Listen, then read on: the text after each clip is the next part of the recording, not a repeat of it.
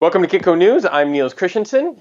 The gold market is holding at its highest level since 2011. Price is well above $1,800 an ounce. The gains have been made in a strong equity market environment. The NASDAQ is hitting record highs day after day. Here to talk about risk sentiment in the marketplace is Axel Merk, President and Chief Investment Officer of Merk Investments. Axel, it's always a pleasure. Thank you very much for joining us again today. My pleasure.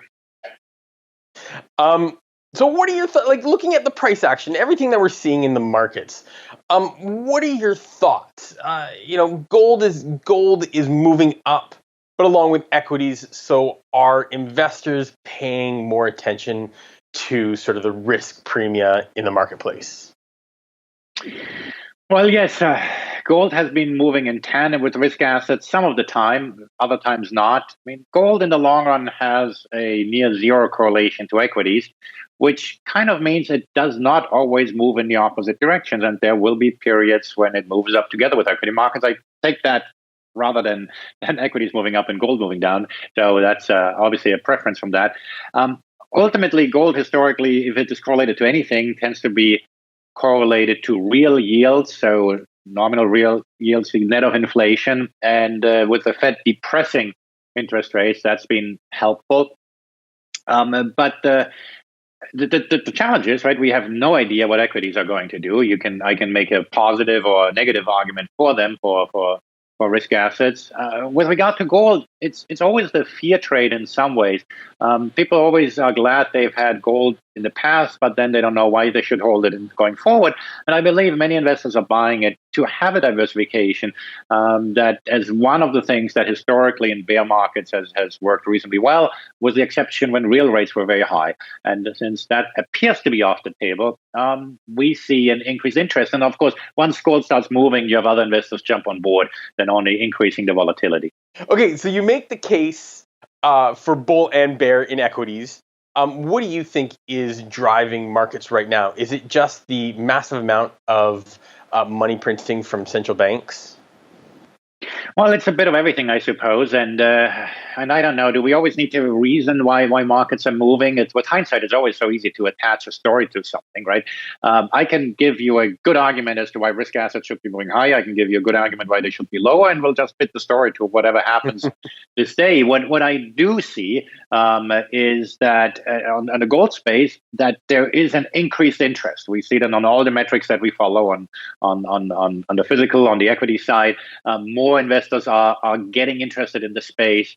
Maybe it's because it's moving higher. Maybe it is because there's volatility. When gold was kind of dead for many years, the traders lost interest. They want things to move, right? It doesn't mean they're positive on it. They just want to trade it. And so similarly, I told you, my framework is kind of the real interest rate framework. Now we have Mr. Powell who tells us he's not even thinking about inflation, which is kind of his job description, that he should be thinking about it.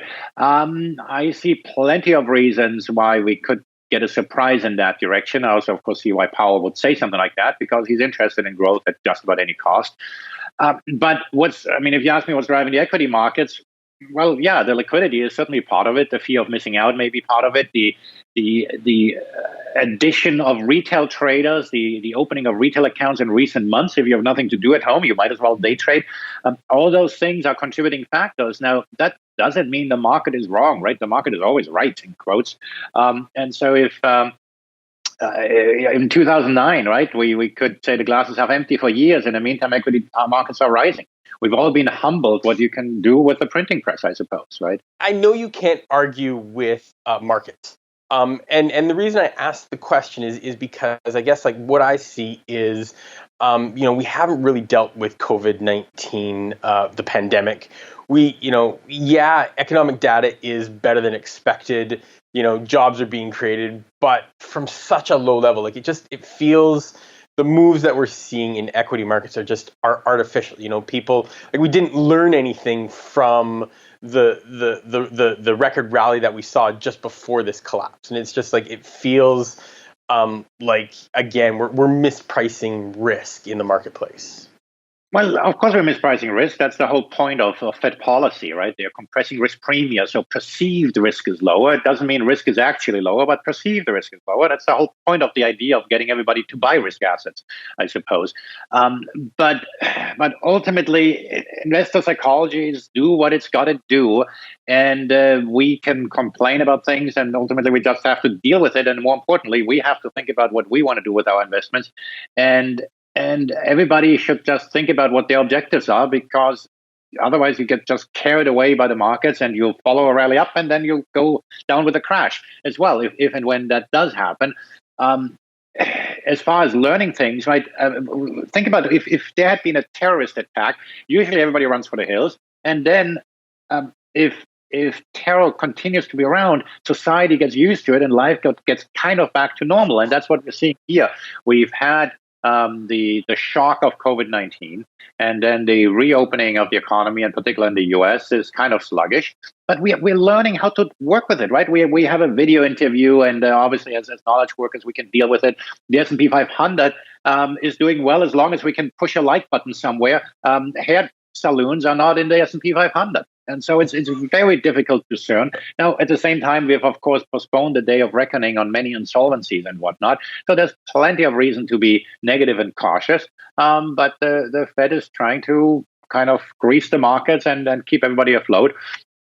That will work for a while. But the last time this happened, things healed underneath after a while. The key difference is, if I may, that now we've learned that we can print money and we can spend money. And the money spending is very different. A corporate tax cut is not as inflationary as a stimulus program that's an infrastructure spending program, for example, or direct payments. So the consumers are awash with cash, not everybody, but in aggregate, and so that could well be inflationary. And so I'm in that camp that we are playing with fire here, and that it would be okay to be a little bit concerned. Well, and let's look at monetary policy right now. I mean, the last Fed meeting, they basically said, hey, interest rates are going to stay at the zero bound range for the next 2 years, probably longer. And speculation that they're going to introduce some sort of yield curve control as soon as maybe September.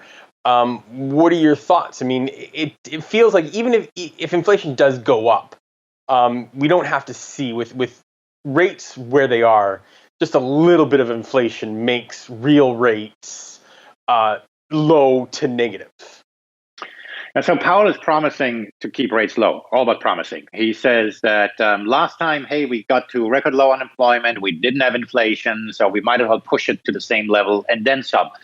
That's part of the reason, I believe, why the 10-year hasn't moved.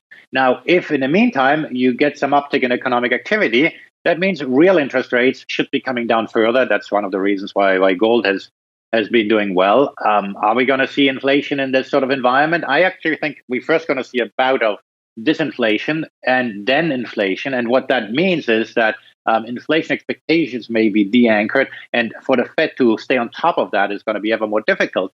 But the Fed, as always, wants to fight the current war, not a future war, and they'll deal with the problem when it does happen.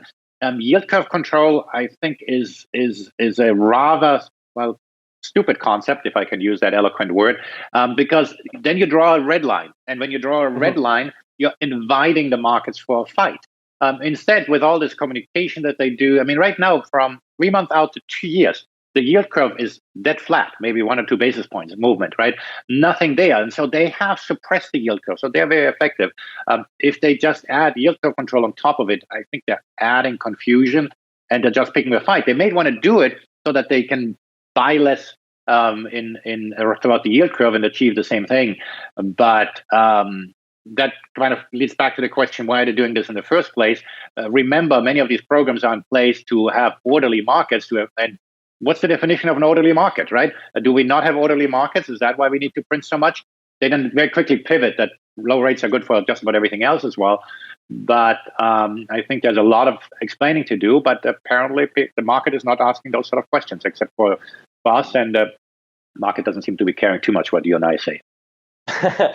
So basically, you think they're just going to keep trying to talk the market into keeping rates low. I mean, we did see that boost in June where the 10-year went to 90 basis points. We're back down well below that. And that's sort of when all this talk of yield curve control started. I guess what you're saying is they don't need to draw a line in the sand.